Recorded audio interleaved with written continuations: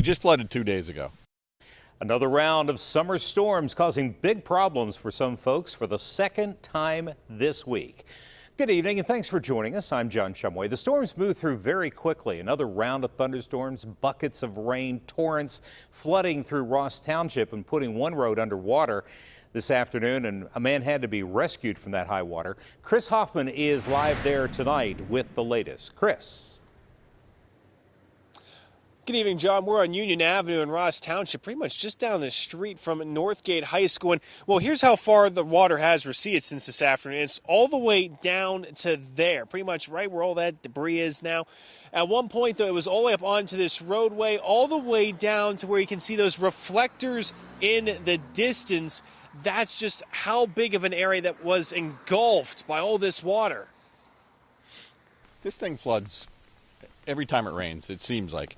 Bill Kerr has lived near Spruce Run for about 5 years in Ross Township. He says flooding is nothing new. The problem is it's saturated right now, so it ain't going nowhere. Kerr says it took about 15 to 20 minutes for Union Avenue to become a lake. Around 4:20 this afternoon is when this car got stuck, leaving the driver stranded.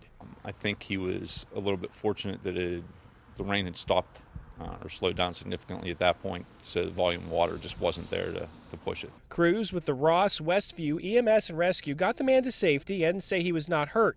They recommend to never drive through standing water. You can't tell how deep it is. You don't know if there's any open manholes, anything else there.